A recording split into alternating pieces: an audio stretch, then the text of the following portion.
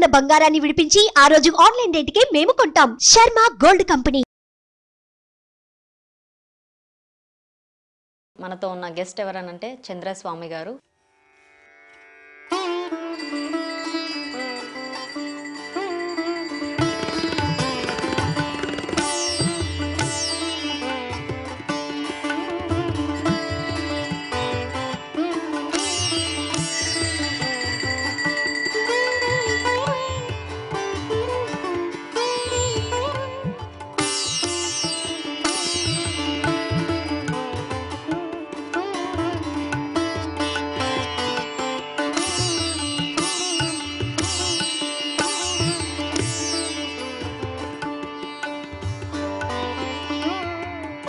చాతబర్లు కూడా చేస్తారంట.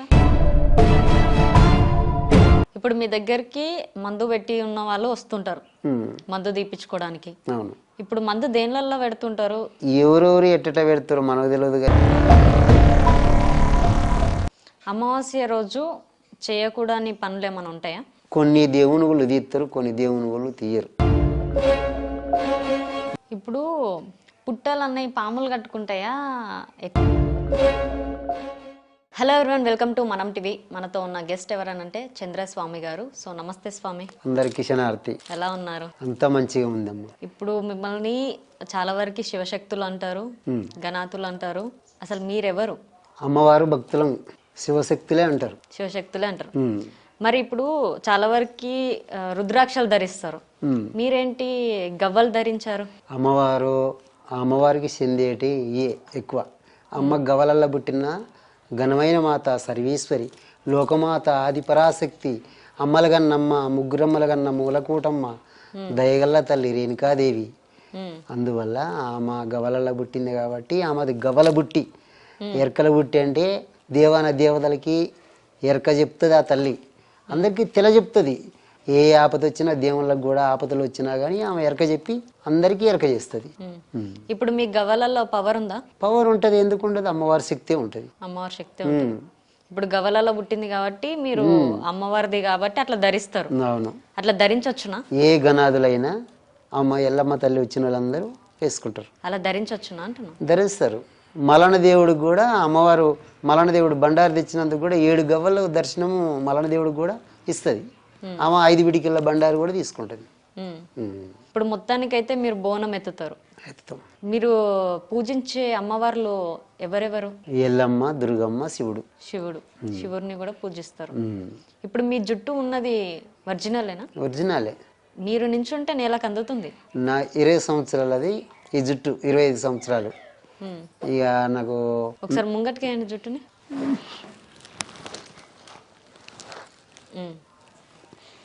25 సంవత్సరాల జుట్టు. బరువు ఉండదా మరి? బరువు ఉండదు. నిద్రపోయేటప్పుడు ఇబ్బందిగా? ఏమి ఇబ్బంది ఏమి ఉండదు. నిత్య సలసానం చేస్తాను నేను. ఇప్పుడు జడలు అల్లుతాయి, జడలు కడతాయి అని అంటారు కదా, అదేనా? ఇప్పుడు అదే అమ్మవారి మహిమతోటే అయితే అయ్యి. దేనికన్నా అయితే ఆ అమ్మ శక్తితోటే అయితే అయ్యి.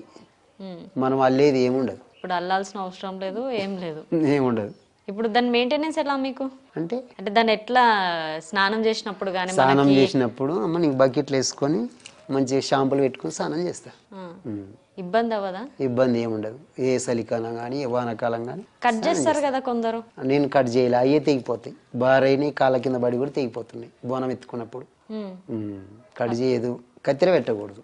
కొందరు జడలు అల్లగానే కట్ చేస్తుంటారు. వాళ్ళు కట్ చేసుకుంటారు, తెలియని మురుకులు. తెలిసిన వాళ్ళు కట్ చేయకూడదు. ఇప్పుడు మీకు ఎలా కులతరంగా దేవుడా, మీకే వచ్చిన దేవుడా? మా ఇంటి ఆడవిల్లనే వెళ్ళమంటే మేము ఎస్టీ వాళ్ళ ఎరకలలో, మేము ఎరకల బుట్టి మాది.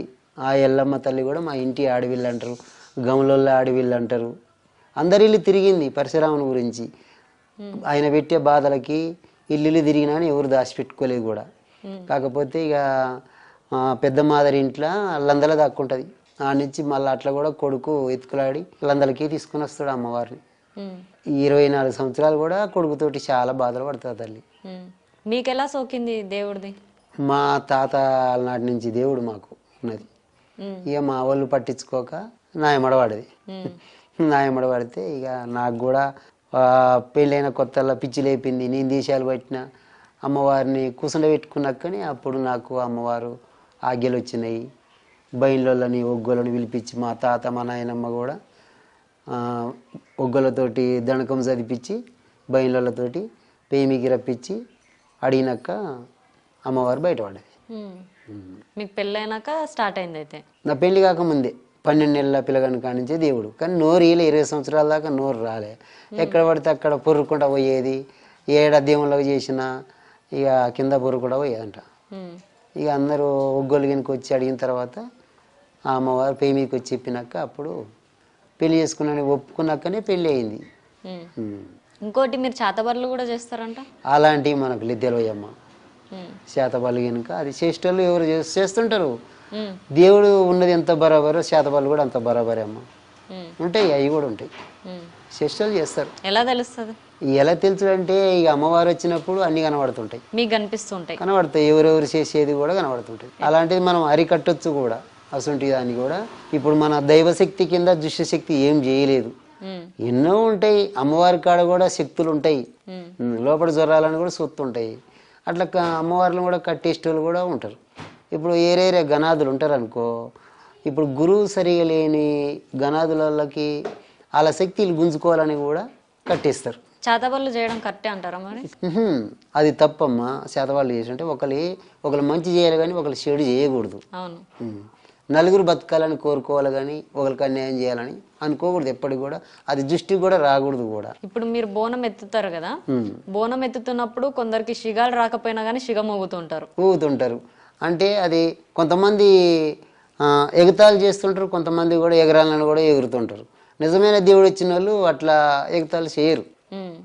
సప్పుడైతే పట్టణాలు దొక్కిన వాళ్ళు కానీ, పండుగలు చేసిన వాళ్ళు, గద్దెలు వేసిన వాళ్ళు కానీ అలాంటి వాళ్ళు మన కాడికి డోల్ సప్పుడు వినబడ్డా, జంబడిక సప్పుడు వినబడ్డా వచ్చి అమ్మవారు వచ్చి ఊగుతారు మన దంట పాటిగా. మీరు మీ కులదైవం అయినా కూడా ఇంట్లో ఎవరు పట్టించుకున్నందుకు మీ మీద సోకింది కదా. మీరు 12 ఏళ్ల వయసు నుంచి ఇప్పటిదాకా ట్రావెల్ అవుతుంది. మీరు 12 ఏళ్ల వయసుకి మీకు ఏం తెలుసు అప్పుడు? అంటే నేను చిన్నప్పుడే అమ్మవారు వచ్చిన కొత్తల్లా నాకు చిన్నప్పటి నుంచి కూడా నేను బొమ్మలాట ఆడేది, బొమ్మరిల్లు కట్టేది. ఇప్పుడు మేము ఎరుకలలో అయినప్పుడు మేము పందల కాసేది అప్పట్లో.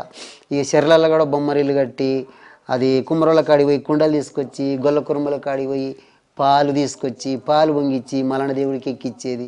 అట్లా మేము ఆటలు ఆడుకునేది చిన్నప్పుడు. భాగవతాలకు పోయేది పొద్దుక ముందుకు. అప్పుడు డ్రామాలు వెనుక బొమ్మలాట వెనుక బాగా ఆడేది. తోలు బొమ్మలాట, డ్రామాలు ఆడేది. అట్లా కూడా చాలా ఈ అమ్మవారు అప్పటి నుంచి వచ్చినా కానీ ఎన్నెన్నో వేషాలు, బొట్టు పెట్టుకోవాలని అనిపిస్తుంది, గాజులు వేసుకోవాలనిపిస్తుంది, చీర కట్టాలని అనిపిస్తుంది. ఎన్నెన్నో ఒక బుద్ధిని పుట్టిస్తూనే ఉన్నది నాకు అప్పటి నుంచి. ఇక వాళ్ళు వేషాలు వేసి డ్రామా ఆడతారు కదా భాగవతాలు, అట్లా కూడా వాళ్ళని పొద్దున్న నైట్ వాళ్ళ ఆట చూసి కూడా పొద్దున్న మేము ఆట ఆడుకునేది. ఇక కాలు గజ్జలు కట్టాలంటే చెర్లల్లో గవ్వలు ఉంటాయి కదా, ఆ గవ్వలకు పక్కలు కొట్టుకొని కూడా గజ్జలకు కట్టుకొని ఎగిరేసినప్పుడు దేవుళ్ళు వచ్చిన వాళ్ళని మేము ఎక్కిరిచ్చేది. ఆమె అట్టు ఊగుతుంది, ఈమె ఇట్టు ఊగుతుందని. అట్లా కూడా నా ఏమడ పడేది అమ్మ. మీరు ఎక్కిరించేటోళ్ళు అప్పుడు చిన్నప్పుడు మేము అట్టనే ఎదురుగా చేసేది, ఎక్కిరిచ్చేది దేవుడు ఇచ్చేవాళ్ళని. పెద్ద పెద్ద మనుషులు ఉంటారు కదా, ఇక అట్లా ఎక్కిరిస్తుంటే కూడా వాళ్ళు మన ఇరగోళ్ళని తీసుకొని దగ్గర పిలిచి మా ఈ అమ్మయ్య చంపేది మమ్మల్ని ఎక్కిరిస్తావని. అట్లా జరిగిందమ్మా అది. ఇక అమ్మవారిని అప్పటి నుంచి ఇప్పటిదాకా పూజించుకుంటున్నా, ఆమె సేవ చేసుకుంటున్నా. ఇప్పుడు మీ దగ్గరికి మందు పెట్టి ఉన్న వాళ్ళు వస్తుంటారు మందు తీపించుకోవడానికి. అవును. ఇప్పుడు మందు దేనిలో పెడుతుంటారు? ఇక అది ఎవరెవరు ఎట్టట పెడతారు మనకు తెలియదు కానీ మందు అయితే నేను తీస్తామ్మా. అది ఎండ పెట్టినా కానీ పడుతుంది. దేనిలో పెట్టిరు అని కూడా గుడ్లలో పడుతుంటది, కాకపోతే కార్జంలో పడుతుంది, ఛాయ్లో పడుతుంది, బీర్లో పడుతుంది, మళ్ళా గోధుమ రొట్టెలో పడుతుంది, పకోడీలో పడుతుంది, పూరీలలో పడుతుంది. అది రకరకాలుగా ఉంటుందమ్మా. వాళ్ళు ఎండలో పెడితే అది అలానే పడుతుంది. మనిషికి మందు పెట్టిరని ఎట్లా తెలుస్తుంది? మందు పెట్టిందంటే మనం చేయబట్టి కూడా చూస్తాం, మన డాక్టర్ లెక్కనే ఏర్పాటు చేస్తాం. అది ఎన్ని నెలలు అయింది పెట్టింది కూడా గుర్తుపడతాను నేను. ఒకవేళ మందు పెట్టినాక మనిషికి ఒళ్ళంతా పాకిపోతుంది, నెత్తికి కూడా ఎక్కుతుంది అంటారు, అప్పుడేంది సిచ్యువేషన్? అది నెత్తి పెట్టిందంటే మనం మాడై పెడితే నెత్తి ఎంటికలు ఊసిపోతాయి, కడుపులో పెడితే అది ఏర్లు పడతాయి. నెత్తిలో పెడితే ఎంటికలు ఊసిపోతాయి, పెడితే ఏర్లు పడతాయి, అంటే ఎంటికలు కూడా పుడతాయి దానికి ఆ మందుకి. ఇక వాళ్ళ కాళ్ళు సన్నం అవుతాయి, పొట్ట లావ్ అవుతుంటుంది, కాలు చేతులు సన్నగా అవుతుంటాయి, దగ్గు వస్తుంటుంది, అన్నం అరగదు, ఆకలి కాదు, పని మీద ఇంట్రెస్ట్ ఉండదు, పని ఊరు కోపం ఎక్కువ, పండుకున్న పక్క తిరిగేరు, అట్లా ఉంటుంది. మీ దగ్గర ఇంకా వీళ్ళు కూడా వస్తుంటారు కదా, ఆ, పిల్లలు కాని వాళ్ళు కానీ. ఇక పిల్లలు కాని వాళ్ళంటే అమ్మవారికి ముడుపు కడితే సంతానం అంతుంటుంది. నిజమే అంటారా అవన్నీ? కరెక్ట్ అమ్మా, సంతానం అంతది. ఆ శివయ్యగా మొక్కితే ఆ శివయ్య ఫలమిస్తాడు. ఆయనకు మించైతే పోం మనం. అంతా ఆయనకి 9 బిడ్డలు 9 కొడుకులు. ఆ శంకరునికి అంతా వరాన పుట్టిన వాళ్ళే. నల్లబోసమ్మ తప్ప, నల్లబోసమ్మ పార్వతి గర్భాన పుట్టింది, మురికిన పుట్టినోడు పోతురాజే, అందరూ వరాన పుట్టిన వాళ్ళే.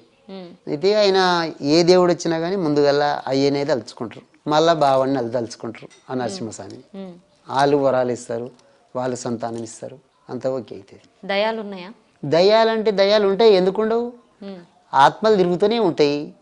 అది అగస్తంగా పోయిన జీవి తిరుగుతూనే ఉంటుంది. ఇక మనం హౌసు తీరిపోయిన జీవి తిరగదు. అట్లా మీరు చూసారా మరి దయాలని? ఇక దయ్యాలంటే మన శక్తి అమ్మవారు ఉన్నాక మనకు దయ్యాలు ఎట్లా కానొస్తాయి? మనకు కాని రావు. వాళ్ళు దయ్యాలు పట్టిన వాళ్ళు మన కాడికి వస్తే మనం దయ్యాలు వారగొడతాం.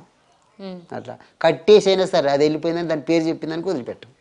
అంటే మీకు శక్తి ఉన్నందుకు దయ్యాలు అయితే కనిపించవంటారు? ఏది కాని రావు. అమ్మవారు రాని దగ్గరికి ఎందుకు రానిస్తుంది? కడప దాటి కూడా రావు, ఏ శక్తులు కూడా రావు. ఉత్తమ మనుషులకు కనిపిస్తాయా మరి? ఉత్తమ మనుషుల కంటే పట్టిన వాళ్ళకే.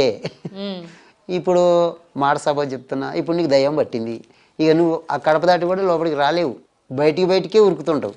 ఈ శక్తి రానియదు, రానియదు. పట్టిన వాళ్ళకే తెలియదేమో కానీ ఆగమాగం చేస్తుంటారు, ఎటు పడితే అటు ఉరుకుతుంటారు. దేవుణ్ణి చూసినా బొట్టు చూసినా దూరంగా ఉంటారు వాళ్ళు, దయ్యాలు పెట్టిన వాళ్ళు. ఏంటంటే పాత బంగ్లాలు కొత్త బంగ్లాలల్లా అలాంటివి సోకుతుంటాయి అమ్మ. కాకపోతే రోడ్ల మీద కూడా దొప్పలు అయ్యి తీసేస్తుంటారు దయ్యాలు ఉన్నాయని. అలాంటివి కూడా దాటిరనుకో అలా అసంటివి కూడా సోకుతుంటాయి. దిష్టి ఎందుకు తీస్తారు? దిష్టి నిజంగానే పడుతుందా మనుషులకి? ఇక దిష్టి అంటే అమ్మ, ఇక ఒక్కొక్కరి కళ్ళు మంచిగా ఉండవు, అందరి కళ్ళు సరిగా ఉండవు. ఒకరు మంచిగా ఉంటారు, ఒకరు మంచిగా ఉండరు. నువ్వే భోజనం చేస్తున్నావు, ఎంతగానో తింటారా తిండి అని అన్నావు అనుకో, దిష్టి కళ్ళు అయితే ఆ దిష్టి తగులుతుంది. అప్పుడు నీ ఆరోగ్యం ఎట్టుంటుంది? కడుపులో వస్తుంటుంది, కళ్ళు తిరుగుతుంటాయి, వాంతింగ్ వచ్చినట్టు అవుతుంటుంది, వాంతింగులు అవుతుంటాయి. అది దిష్టి తగిలినట్టే. ఇక అప్పుడు ఆ దిష్టికి ఏదో ఇక పసుపు అన్నము ఎర్రన్నం అదే మళ్ళీ దొప్ప తీసి మళ్ళీ పడేస్తే అది పోతుంది. లేకపోతే దిష్టి మంత్రం పెట్టించుకోవాలి, లేకపోతే ఒక దర్గాకు పోవాలి, తురుకలతో మంత్రం పెట్టించుకోవాలి, అప్పుడు తొలగిపోతుంది. 3 తోవల మధ్యలో వేస్తారు కదా దిష్టి తీసి అవన్నీ. ఇక నలుగురు దొక్కుతుంటే అది అడుక్కోవాలన్నట్టు నలుగురికి. ఇప్పుడు మనము 3 తోవల కాడ పడేస్తే 3 రస్తాలు ఉన్న కాడ 3 దిక్కులో పోతుంటుంది. అట్లా 3 దిక్కులో పోతుంటుంది. ఇంకొకరికి అంటే అట్లా వేసిన కాడ ఫస్ట్ వెళ్ళిన మనిషికే తాకుతుంది అంటారు. ఇక అంటే ఫస్ట్ చేసిన మనిషికి అంటే అది తాకదు. కాకపోతే కార్లు గీళ్ళు అన్నీ పోతాయి కదా, తొక్కుతారు కదా, అది పక్కకు తప్పేస్తుంది. అట్లా ఒకవేళ నడుచుకుంటూ పోయిన వాళ్ళకు అది సోకుతుంటుంది. ఒకళ్ళది మీకు అన్నట్టు అది పోతుంటుంది. మళ్ళీ తీసేసుకోవడం తప్ప ఇంకా మనిషికి ఎండ్ ఉండదు. అది దాన్ని కట్టేయచ్చు, దాన్ని ఎటు పోకుండా కూడా. మనకి గ్రామాలలో బొడ్రాయి పండగ చేస్తారు, బొడ్రాయిని పూజిస్తారు. దేనికని? మన గ్రామాన్ని, మన గ్రామ ప్రజలని, చిన్నల్ని పెద్దల్ని కాపాడడానికి బొడ్రాయిని కుసలు పెడతారు. ఆ భగవంతుడే మన అందరినీ చూస్తుంటారు. చాలా వరకు అప్పట్లో దేవుళ్ళు ఉండేటోరు కాదు. అప్పుడు వెనకట్లా బొడ్రాయి నిలబెట్టాలంటే ఊరు చుట్టూ పొలిమిర కట్టి పగిటేశాలు వేసి, అది సింధి మాదిగళ్ళు ఉండేది అప్పట్లో. ఎల్లమ్మ వేషం వేసి ఏటను కోసి దొబ్బ నోట్లో పెట్టుకొని ఊరు చుట్టూ మన పొత్తి వరిసినట్టుగా ఊరుకు మన పొలిమర కట్టు కట్టి బొడ్రాయి కాడ నైవేద్యం పెట్టేది అప్పటోళ్ళు. ఇప్పుడు పోషమ్మ బోనాలు తీయాలంటే ఇంటింటికి బోనాలు తీయాలి. అప్పుడు గత్తర గాయర్లు వచ్చేది, అది కూడా మంత్రకాలు తంత్రకాలు లేపిన గత్తరే ఉండే. అసలు దానికి ఆ ఈగళ్ళ తల్లి ఆ పోషమ్మ బోనాలు తీస్తే ఇంటింటికి కడప దీపాలు అమ్మవారి కాడికి పోతే ఆ గత్తరగాయ అన్నది అరికట్టేస్తుంది అమ్మవారు, ఊరు ప్రజలు మొత్తము. ఇప్పుడు అమ్మవారికి ఆ పోషమ్మకు చేయకపోతే చిన్నలకు కానీ పెద్దల కానికి అమ్మవారు తట్టు వస్తుంది. అమావాస్య రోజు చేయకూడని పనులు ఏమైనా ఉంటాయా? కొన్ని దేవునుగులు తీస్తారు, కొన్ని దేవునుగులు తీయరు అమాస రోజు. అయితే అది అమాస రోజు అంతా లక్ష్మీదేవికి ఇష్టమైన రోజే. కొంతమంది చేస్తారు పూజలు, కొంతమంది చేయరు. కొంత మంత్రగాలు తంత్రగాలు నేర్చుకుంటూ ఆదివారం అమాస సూర్యగానం చంద్రగానం వచ్చినప్పుడు బయటికి వెళ్తారు. వాళ్ళు కాష్టాలగడ్డలలో కానీ మన పొలిమేరల మీద కానీ పొలిమేర కట్టు కట్టి కొత్తగా నేర్తుంటారు. ఆదివారం పూట అమావాస్య వస్తే చాలా బలం ఉంటుంది అని అంటారు. బలము గట్టి బలమే ఉంటుంది, బలం ఉంటుంది. ఏమన్నా లేపెత్తారు అసంటోళ్ళు, నేర్చుకోవాలన్నా నేర్చుకుంటారు. ఇంకొకటి జనరల్గా మన మనుషులే అమావాస్య రోజు బయటికి వెళ్ళొద్దని, లేడీస్ ఎక్కువ బయటికి వెళ్ళొద్దు అని అంటారు. దేనికని? అది మనం భయపడితేనే భయం అమ్మ. ధైర్యంగా పోతే దేనికి ఏం కాదు, ఎవరికి ఏం కాదు. కొంతమంది వెళ్ళరు, కొంతమంది వెళ్తారు ధైర్యంగా ఉంటోళ్ళు. ఇక ఏడ దొప్పలు తీసేస్తారో ఏడ నిమ్మకాయలు ఎత్తారని ఆ డౌట్లు పడి కూడా కొంతమంది పోరు. ఏదొచ్చి మీద పడుతుంది అన్నట్టు ఆలోచనతోటి. ఇప్పుడు గుడికి వెళ్తే జుట్టు విరబోసుకొని పోవద్దు, అల్లుకొని పోవాలి అంటారు ఆడోళ్ళకి. అవును, పద్ధతిగా పోవాలి, అల్లుకొని క్లిప్ పెట్టి నెత్తి కూడా దూకోకూడదు. స్నానం చేసి గుడికి వచ్చిన తర్వాత స్నానం చేసి మనం గుడికి పోయి దర్శనం చేసుకుని వచ్చిన తర్వాత అప్పుడు నెత్తి దూకోవాలి. గుడి పోయేటప్పుడు మన నెత్తి దూకొని బుట్టు పెట్టుకొని అట్లా తప్పు. శనివారం రోజు చాలా మంది శని వదలడానికో వదిలించుకోవడానికో తెలియదు కానీ ఆంజనేయ స్వామి గుడికి వెళ్తుంటారు. శనివారం రోజు వెళ్ళపోతే ఏమవుతుంది మరి? ఇగో ఇష్టం ఉన్నోళ్ళు వెళ్తారు. కాకపోతే మనకు ఏదన్నా శనిదేవుడు తొలగిపోవాలంటే ఆంజనేయుడి గుడికి కూడా శని ఉన్నోళ్ళు కూడా తొలగిపోతుంది. ఆంజనేయుడు అంటే ఆయన పుట్టినరోజు కాబట్టి ఆ శనివారము అందరూ పోతారు, దర్శనం చేసుకుంటాడు. ఏ శని బాధలు ఉన్నా కానీ ఏ గ్రహాలు ఉన్నా కానీ ఆంజనేయుడి గుడికి పోతే తొలగిపోతాయి. ఓకే. గ్రహణం రోజు ప్రెగ్నెంట్ లేడీస్ కదలొద్దు అట్లనే పండుకోవాలంటారు కదా, కదిలితే నిజంగానే తప్పుగా పుడతారా పిల్లలు? లేదంటే ఇక మనము గ్రహణం పట్టినప్పుడు అది ఎప్పుడు పట్టి ఎప్పుడు వదులుతుందో కానీ మనము నిండు గర్భవతి ఉంటే కంపల్సరీ ఎల్లెలకల వండుకోవాలి, కాళ్ళు చేతులు మెసలకుంటా. ఇక ఒకవేళ అటు ఇటు తిరిగి మెసిలితే ఏదైనా మూతి వంక పోతుందో, ముక్కు వంకర పోతుందో, శివ వంకర పోతుందో, అది గ్రహణం అయితే కంపల్సరీ కదిలితే పడుతుంది. ఇక తెలవక చేస్తే అదే ఆ భగవంతుడిది.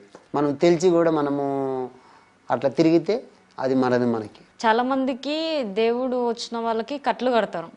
కట్లు ఎందుకు పడతాయి, ఎవరు కడతారు? అది తీయాలంటే కూడా దానికి సంబంధించిన దేవుడే తీయాలనా లేదంటే ఎవరైనా? దేవుడు కాదు. ఇప్పుడు గురువు ఎవరైతే గురువు ఉంటారో అమ్మ, కొంతమంది పండుగలు చేసేటప్పుడు గురువు అవుతారు. ఆ గురువు ఒకవేళ మనము ఇప్పుడు సపోజ్ నీకు దేవుడు వస్తుంది అనుకో, ఇప్పుడు నీ శక్తిని నేను తీసుకోవాలి, నాకు బలంగా రావాలనుకుంటే నేను కట్లలో వేసిన అనుకో, మళ్ళీ నువ్వు ఒక గురువుని బట్టి ఆ కట్లతోటి 27 కట్లు ఉంటాయి, ఒక్కొక్కరికి 38 కట్లు ఉంటాయి. అసంటి కట్లు 101 కట్లు కూడా ఉంటాయి. ఆ కట్లని చెన్నాల మీద 10 నిమిషాలు తీసే కట్లు కూడా ఉంటాయి. ఆ కట్టని ఒక్కొక్కరు ఒక రకంగా తీస్తుంటారు. గురువు లేని ఇద్దే గుడ్డి ఇద్దే అన్నట్టు కంపల్సరీ ఏ గణాదులు కానీ ఎవరు కానీ కట్లు వేసిన వాళ్ళు కంపల్సరీ కట్లు ఇప్పియాలి. కాకపోతే వాళ్ళే ప్రమాదంలో పడుతుంటారు కట్లు ఇప్పకపోతే. ఏంటంటే మనము కట్లున్నప్పుడు అమ్మవారు రాదు, అమ్మవారిని కట్లు వేసినట్టుగా, ఇప్పుడు అమ్మవారి శక్తిని వాళ్ళు గుంజుకున్నట్టుగా, మనలా వాళ్ళు చేసిన శక్తి మొత్తము మనం పీడించినట్టుగా అయిపోతుంటుంది. మన ఆరోగ్యం కూడా మంచిగా ఉండదు. అమావాస్య రోజు కానీ లేదంటే నార్మల్గా కానీ చాలా మందికి నల్ల దుస్తులు ధరించొద్దు అంటారు. కిందికి మీదకి నల్లగా దుస్తులు ధరించకండి అని అంటారు. దేనికని? అది మంత్రకాలకి సూటి దెబ్బ ఉంటుందని నల్ల దుస్తులు ధరించొద్దు అంటే ఏం చేస్తారు? ఆ నల్ల బట్టలు వేసుకున్న వాళ్ళకి నజర్ అన్నది తొందరగా తగ్గుతుంది. అంటే వాళ్ళు దృష్టి పెడితే జల్దీ ఎఫెక్ట్ అవుతుంది అంటారు. అందు గురించి అమావాస్య రోజు నల్ల బట్టలు వేయకూడదు అంటారు. ఆత్మకి దయ్యానికి డిఫరెన్స్ ఏంటిది? ఆత్మ దైవానికి, దైవం అంటే అమ్మవారేనా, దయ్యం దయ్యం అన్న ఆత్మ అన్న ఒకటే కదమ్మా. ఒకటి ఎట్లా అవుతుంది? ఇప్పుడు మనకు దయ్యం అంటే మన ఆత్మ, మన చనిపోతే మన ఆత్మ, మన ఆత్మకి దయ్యానికంటే మన సత్యనే దయ్యం అవుతాం. దయ్యము ఆత్మ అంతొకటే. ఇప్పుడు మనం ఇక్కడ కూర్చున్నామంటే నాలో ఆత్మ ఉంది కాబట్టి, ఆత్మ చచ్చిపోతే నేను ఉండను కదా. ఇప్పుడు మనకు 2 ఆత్మలు ఉంటాయి. ఒకటి మనం ఇప్పుడు మాట్లాడే ఆత్మ ఉన్నది, మన పక్కన కూడా ఒక ఆత్మ సుత్తనే ఉంటుంది. మన 2 ఆత్మలు ఉంటాయి. మాట్లాడేదే ఉంటుంది. మన ఆత్మ అంటే మన ఆలోచన బట్టి, మనం ఏదన్నా చాలా పరిస్థితుల్లో ఉండి కష్టాలలో ఉండి మనం ఆలోచిస్తుంటే మనం ఇంకొక ఆత్మ వచ్చి కూడా మనతోటి మాట్లాడుతుంటే తవ్వ చూపిస్తానికి మన ఆత్మే మన ఊహ అన్నది మనకి చెప్తుంటది. అయితే ఇప్పుడు దయ్యము ఆత్మ 2 ఒకటే అంటారు. ఇక మరి దయ్యము ఆత్మ అంటే మన జీవి మన ఆత్మ, ఆత్మే మన దయ్యం అన్నట్టు సత్యనే దయ్యం. చచ్చిన వాళ్ళు ప్రతి ఒక్కరు దయ్యాలు అవుతారా? ఎందుకు అవుతారు? కారు. అందరు ఎందుకు అవుతారు? అందరు కారు. కాకపోతే అయ్యేటోళ్ళు ఎవరంటే ఒక కన్య పిల్ల ఇప్పుడు ఒక ఉరి పెట్టుకుని సచ్చే, ఒక బాయిల్లో నీళ్ళలో పడి వాగులో పడి సచ్చే, అసంటోళ్ళు ఒక్కరిని ప్రేమించే అసంటోళ్ళు సచ్చిరు అనుకో ప్రేమలో పడి కూడా, ఇప్పుడు సచ్చి దయ్యం అయ్యి ఆ ప్రేమించిన వాడిని ఎంటవాడి వాడిని పీడిస్తుంటది ఇక వాడిని చెట్లు పట్టిస్తుంది, గుట్టలు పట్టిస్తుంది, అటు పోదాం రా ఇటు పోదాం రా అంటది, కళ్ళల్లా పోతుంది అని కళ్ళల్లా కనబడుతుంటది. ఇప్పుడు పెళ్లి కాకుండా చనిపోయిన వాళ్ళకి పెళ్లి చేసి పూడ్చి పెడతారు కదా, పూడ్చి పెట్టడమో కాల్చడమో, పెళ్లి ఎందుకు చేయాలి? పెళ్లి చేయకుండా కూడా చేయొచ్చును కదా. ఇప్పుడు మనము పెళ్లి కాని వాళ్ళకి కూడా జిల్లేడు చెట్టుకు జిల్లేడు కొమ్మ తీసుకొచ్చి జిల్లేడు కొమ్మకు పెళ్లి చేసి కాల పెడతారు, బొందన్న పెడతారు. అవును. కొంతమంది ఏం చేస్తారు, కళ్ళల్లో దయ్యమై వస్తుందని జిగుడు కూడా పోతారు కళ్ళల్లో. ఏం పోస్తారు? జిగిడి గింజ జిగిడి కూడా పోతారు. దానికి కళ్ళు కానవద్దు రావద్దు ఇటు కళ్ళని. చనిపోయిన కాల పెట్టేప్పుడు కూడా జిగిడి కళ్ళలో పోసి కాల పెడతారు. అంత అట్లుంటది. మరి కాల పెడితేనేమో కొద్దిసేపు అయినాక ఇట్లా బాడీ ఇట్లా పైకి ఎగురుతుంది అంటారు కదా. అంటే అమ్మ కాశీలో చూసిన నేను, మనము సత్య హరిచందన్ గార్డెన్లో కాష్టాలలో కాల పెడుతుంటే మనము కట్ల మీద వండవెక్కే శవం ఏమవుతుంది, కాలేటప్పుడు మనము నరాలు అన్నది బిర్రు కాలు చేతులు ఒక్కడికి వచ్చి కూర్చుంటుంది కాష్టంలో. వాళ్ళు ఒక కట్టె తీసుకొని దిమ్మడ దమ్మడ జబురుతారు. ఇక ఆయనతో మళ్ళీ పడిపోతుంది, అటు ఇటు బొర్రెత్తారు, గోదావరిలో ఊపుతారు. అంటే శవాన్ని బూడిదే వాడనీరు ఆడ ఎందుకో ఏమో. చాలాసార్లు అంత మస్తు సార్లు చూసినదని, ఎన్నో శవాలు చూసిన అట్లనే చేశారు. ఆనందంగా మామూలుగా బూడిదే పడుతుంది అంతే. ఎందుకని అట్లా లేస్తుంది అంటారు శవం? శవం అంటే మన నరాలు పీక్కొస్తాయమ్మా కాలేటప్పుడు. మనం చేపను కాల్చినా కానీ ఏది కాల్చినా కానీ అది అగ్గులకి చెక్కకి దగ్గరికి వస్తుంటుంది. మన శవం కూడా అంతే. ఒక పిట్టిని కాల్చినట్టు కాలుతుంటారు. మనం చూడబోతున్నామా కాల్చేటప్పుడు మన నరాలు అన్నది బొక్కలు అన్నది ఆ చెగకి ఆ అగ్గులకి మొత్తము దగ్గరికి వస్తుంటుంది, కూర్చుంటుంది కూడా శవం. చాలా వరకు కొందరికి పాముల కళలు కానీ దయ్యాల కళలు కానీ వస్తుంటాయి. కొంతమంది నాగదోషం ఉన్న వాళ్ళకి నాగమ్మలు కనబడతాయి. కాకపోతే ఎల్లమ్మ పేరు మీదకి వచ్చిన వాళ్ళకి కూడా నాగమ్మ లెక్క కనబడుతుంటుంది. ఇప్పుడు మన పుట్టలు కానీ వచ్చినా కానీ ఎల్లమ్మగా ఉంటుంది పుట్టలల్లో, మలన దేవుడు ఉంటాడు, వెంకటేశ్వర స్వామి కూడా ఉంటాడు పుట్టలల్లో. మరి ఏ దేవుడు అని కూడా కొంతమంది గుర్తుపట్టలేడు.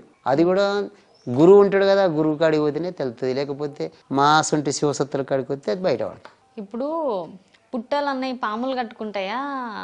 సెదలు కడుతుంటది. ఎవరు? సెదలు చీమల సెదలు. ఆ పుట్టలు అయిపోయేది సెదలు. సెదలతోటే పుట్ట. సెదలు అంటే ఆ అమ్మవారి పుట్ట కట్టేది మట్టిలోనే పుడుతుంది. ఆ సెదలు, ఆ సెదలతోటే పుట్ట తయారవుతుంది. అమ్మవారు శక్తిమైన పుట్టలు అలాగే ఉంటాయి. మనము పిచ్చి పిచ్చి పురుగులు తిరిగే పుట్టలు అలాగే ఉంటాయి. నాగుల చవితి రాగానే పాలు వస్తారు. మరి పాము తాగుతుందా? ఈ పాలంటే అమ్మ నాగమ్మాము ఏం తాగుతుందో కానీ పుట్టలు అయితే పాలు వస్తారు కంపల్సరీ. అయితే పాలు అయితే వస్తారు. నాగమ్మాము తాగదు, పాలు తాగదు కదా. తాగదు. మరి పాలు ఎందుకు వస్తారు? ఇక పాలంటే నాగుల సవితి అట్లా అని కొంతమంది పోతారు నమ్మకంతో. కాకపోతే అది అభిషేకం లెక్కనే, అభిషేకం లెక్కనే. నాగేంద్రుడికి అభిషేకం అది. ఇక పాలు తాగడంటే ఈ పాములు పాలు తాగంగా ఎప్పుడు చూడలేదు. పాలు పోస్తారు. మరి పాములకు ఆహారం ఏంటిది? ఆహారం ఏమైంది, ఆ పురుగు పూసి ఈ పురుగు ఆ పురుగు తింటాయి, అవి పుట్టలు పడి పంటాయి అంతే. ఇప్పుడు బయటికి వెళ్ళి ఎలుకలు దొరుకుతాయి, ఎలుకలు పట్టుకుంటాయి. కాకపోతే గుడ్లు మింగుతాయి. గుడ్లు అయితే కంపల్సరీ మింగుతాయి. పాలు తాగగానే గుడ్లు అయితే మింగుతాయి. ఇప్పుడు పాము కాటేస్తే ఎంతవరకు మనిషి ఉండొచ్చును? పాము కాటేస్తే దానికి మంత్రాలు ఉంటాయి. కాకపోతే అది పైకి ఎక్కకుండా, ఇష్టం పైకి ఎక్కకుండా బట్ట కట్టుకోవాలి. బిర్రుగా బట్ట కట్టుకొని ఎక్కడ మంత్రకాడు ఉంటే పాము మంత్రం పెట్టి అక్కడికన్నా పోవాలి, లేకపోతే హాస్పిటల్ కన్నా పోవాలి. దానికి తగ్గ సూదులు కూడా వెళ్ళి. ఇప్పుడు కట్ల పాము తొక్కితే కూడా విషం ఎక్కుతుంది అంటారు. కట్టుకు మంత్రాలు ఉంటాయి అంట. కానీ కట్ల పాము కొంతమంది కరిచినా కానీ బతకరు. చాలాసేపు అది ఎమ్మటే రిమ్మలు వస్తుంటాయి, నురుగొత్తనే ఉంటుంది. అది తొందరగా ఎక్కేస్తుంది. అది కట్ల పాముది. అది సచ్చిందనక ఇట్లా ఎల్లెలకల వండుకుంటుంది అంట, బొంద పెట్టిందనక కట్ల పాము. అదంతలా అది మనిషి ఆడు చచ్చిపోగానే వాని బొంద పెట్టిందానికి ఇట్లా ఎల్లెలకల వండుకుంటుంది అంట. ఇట్లా బోర్ల బట్టకల ఉన్నది మళ్ళీ ఇట్లా ఎల్లెలకల వండుకుంటుందట అని బొంద పెట్టిందనక. జస్ట్ దాన్ని తొక్కితే కూడా పవర్ ఉంటదంట. ఉంటది, పవర్ ఉంటది. అది కాటెత్తి కూడా తొందరగా సడాలని ఎక్కిపోతుంది. అది కనీసం ఎట్లుంటది దాని కట్లపాము అంటే అన్ని కట్లు మనం తెల్లకట్టు, పసుపు కలరు, తెల్లకట్టు, నల్లకట్టు అన్ని కట్లు ఉంటాయి. దానికి ఒక 108 కట్లు ఉంటాయి అనుకుంటా. మొత్తం విషంతో కూడిన పాము. విషంతో కూడిన పామే, దాని కట్లు బాగుంటాయి. కట్టుకు మంత్రం ఎత్తిన దిగి వస్తుంది, లేకపోతే ఇక ఆడు పైకి పోవటమే. మీ దగ్గరికి చాలా మంది కస్టమర్స్ వస్తుంటారు. ఎలాంటి బాధలు ఉన్న వాళ్ళు వస్తుంటారు, సమస్యలు ఉన్న వాళ్ళు? అమ్మ మన కాడికి బాగా లేని వాళ్ళు అంటే క్యాన్సర్ జబ్బు వచ్చిన వాళ్ళు వస్తారు, జ్వరాలు వచ్చిన వాళ్ళు వస్తారు, సంతానం లేని వాళ్ళు వస్తారు, బాగా లేని వాళ్ళు వస్తారు. అందరూ మంచిగా అయిపోయిన వాళ్ళు ఉన్నారు. అండ్ మీరు ఇంకొకటి ఏంటంటే ఇట్లా చెప్పడమే కాకుండా, చూసి చెప్పడమే కాకుండా మీరు మెడిసిన్స్ కూడా ఇస్తారంట, ఆయుర్వేదిక్ ఇస్తా, గోళీలు కూడా ఇస్తారంట, టాబ్లెట్స్ కూడా ఇస్తారంట. ఏంటి మీరు ఏమైనా చదువుకున్నారా ఏంటి? ఇదంటే మా తాతల నాటి నుంచి కూడా మాకు ఆయుర్వేద మందులు చేయటం అలవాటు. మా నాయనమ్మ కానించి, మా తాత మా నాయనమ్మ ఉన్న కానించి కూడా మేము అన్ని వైద్యాలు, చెట్ల మందులు వైద్యాలు చేస్తుంటాం. అన్నీ ఇస్తాను నేను. మొకాలు నొప్పులు ఉన్న వాళ్ళకి, పచ్చివాతానికి కూడా మందు ఇస్తాను. ఇప్పుడు నయ్యమైన వాళ్ళు, సమస్య తీరిన వాళ్ళు ఉంటారు కదా, వాళ్ళు ఏదో ఒకటి వచ్చి వెండియో చేస్తారమ్మా, ఇస్తారు. అమ్మవారికి, మా అమ్మవారికి బాగాలేని వాళ్ళు చేస్తే అమ్మవారికి కిరీటాలు పెట్టిండ్రు, ఇక ముక్కు పోగులు అలా అన్నీ ఎవరు దోసిందో వాళ్ళు పండుగ చేస్తారు, పట్నాలు వేస్తారు, చేస్తారు. ఇప్పుడు దేవుళ్ళ దగ్గర, గుళ్ళ దగ్గర బలిస్తారుగా, అట్లా బలించడం ఎందుకు? కాకపోతే అమ్మా, ఇప్పుడు మనం ఎల్లమ్మ పేరు పెట్టి మనం ఎల్లమ్మకు గొత్తాం, పోషమ్మ పేరు పెట్టి పోషమ్మకు గొత్తాము. ఆ దేవుళ్ళకైతే కోసి నైవేద్యం పెట్టాం కదమ్మా. ఎందుకంటే మనమే తింటాము, అందరూ కొంతమంది తినేవాళ్ళు ఉంటారు, కొంతమంది తింటోళ్ళు ఉంటారు. కాకపోతే ఈ అమ్మవారి చుట్టూ ఉన్న శక్తులకే శాంతి పెట్టడానికి అవి వేయటం అంతే. పేరు అమ్మవారిది, తినేది అయ్యి. అట్లా బలించడం అవసరం లేదంటారా? మనము ఆ అమ్మవారి తినేది పరమన్నము, పసుపన్నము. కాకపోతే మనము పిండి, మనం స్వీటు, అరిసెలు కానీ, గారెలు కానీ అలాంటి పిండి వంటలు చేసి పెట్టచ్చు. నేను చాలా వరకు విన్నది ఏంటంటే, అమ్మవారికి మనకి రక్తం ఎంత చిందిస్తే నర రక్తం అయితే ఇయ్యలేం కదా, అట్లా అని జంతువుల రక్తం. ఇప్పుడు ఏ దేవుడు కూడా కోరడమ్మా ఏటలు కోయమని, ఏ దేవుడు కూడా కోరడు. కాకపోతే ఈ అమ్మవార్ల చుట్టూన్న శక్తులే ఈ ఐటికి బలిస్తారు అంతే. ఏంటంటే మనం అమ్మవారి సూపులే ఇవన్నీ, అమ్మవారికి ఎక్కేటి పిండి వంటలు, మనం స్వీటు. మీకు 12 ఏళ్ళప్పుడు నుంచి దేవుడిగా చేంజ్ అయిపోయారు కాబట్టి, ఒక శక్తిగా. ఇప్పటికి ఎన్ని సంవత్సరాలు అవుతుంది మీది? నేను ఇప్పుడు అమ్మవారికి చెప్పబట్టి ఒక 25 సంవత్సరాలు అంతే. అది వరకు ముందు 20 సంవత్సరాలు, ఇక అప్పటి నుంచి ఉన్నది. కానీ అప్పుడు నోరు ఇయలే 20 సంవత్సరాలు. ఇప్పుడు బయట వెళ్ళినప్పుడు చాలా మంది ఇట్లానే మీలాగానే గురువులు చెప్పేటోళ్ళు ఉంటారు. కొందరు వాస్తవాలు ఉంటారు, కొందరు చూస్తే మీకు అర్థమైపోతుంటది, మాకన్నా మీకు ఇంకా ఎక్కువ అర్థమవుతుంది. దేవుడి పేరు చెప్పుకొని డబ్బు సంపాదించేటోళ్ళని ఏమంటారు మీరు? ఇక దేవుడి పేరు చెప్పుకొని బతికేటోళ్ళని ఏమంటారమ్మా? ఇక వాళ్ళు కానీ కొన్ని రోజులు ఉన్నా కానీ వాళ్ళు దేవుడు సత్యంగా వచ్చి చెప్పిన వాళ్ళని ఆ దేవుడే అన్ని శిక్షిస్తాడు వాళ్ళని. కాకపోతే మనము అమ్మవారు ఆమె పెట్టిందే భిక్షం, ఇంకా అది ఆమె దయ, అంతేగాని మనము దౌర్జన్యంగా మనము తీసుకునేది లేదు, నువ్వు అంతి ఇంతి అని మనము బలవంతంగా చేసేది లేదు. అంతే.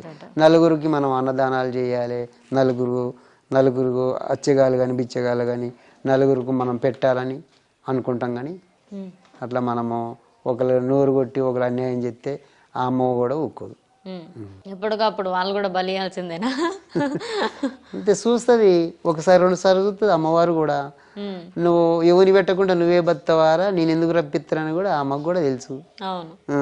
అందు గురించి నలుగురు న్యాయం చేయాలి, నలుగురు బతకాలి, నలుగురు మంచి కోరాలి, నలుగురు మేలు కావాలి అని మనం కోరుకుంటాము. ఒక అచ్చగాళ్ళకు బిచ్చగాళ్ళకి నలుగురికి ఒక అన్నదానం చేయాలి, ఒక గుడికి పోవాలి, ఆడ అన్నదానం చేయాలి, నలుగురు బిచ్చగాళ్ళకు మనం పెట్టాలి అన్నట్టు ఉంటుంది మాకు ఉద్దేశం. నలుగురు రావాలి, పోవాలి, అమ్మ అనుగ్రహం అందరికి ఉండాలి, అందరు చల్లగా ఉండాలని కోరుకుంటాం. ఏ గణాదులు కానీ, ఏ శివశక్తి కానీ, ఎటువంటి వాళ్ళు కానీ అంతా మంచిగా ఉండాలని కోరుకుంటాం. మీరు ఎప్పుడు ఇట్లా గవ్వలు వేసుకొని ఉంటారా? ఎప్పుడు ఇట్టుండమ్మా, ఇక ఏంటంటే బోనాలు ఎత్తుకున్నప్పుడే ఉంటాం. చాలా వరకు ఇట్లా గురువుగా ఉన్న వాళ్ళు వెండి ధరిస్తారు కదా, వెండి దేనికి ధరిస్తారు? వెండి అంటే అమ్మ కొంతమంది ఇప్పుడు మన అమ్మవారు వచ్చిన వాళ్ళకి కొంతమంది మొక్కు వాళ్ళు ఉంటే మంచిగా అయిన వాళ్ళు బేడీలు చేపిస్తారు, కొంతమంది పడిగలు చేపిస్తుంటారు, ఇక కొంతమంది ఉద్రాక్షలు ధరిస్తుంటారు. అది శివుని భక్తులు ఉన్నోళ్ళు ఉద్రాక్షలు ఎక్కువ ధరిస్తారు. ఓకే స్వామి, థ్యాంక్ యూ సో మచ్. నమస్తే. మీ సమయాన్ని మాకు ఇచ్చినందుకు థ్యాంక్ యూ. సో చూసారుగా ఇంటర్వ్యూ. మీకు కూడా ఏమైనా క్వశ్చన్స్ అడగాలని ఉంటే కామెంట్ బాక్స్లో కామెంట్ చేయండి. నెక్స్ట్ ఇంటర్వ్యూతో మీ ముందుంటా. సైనింగ్ ఆఫ్ కీర్తి.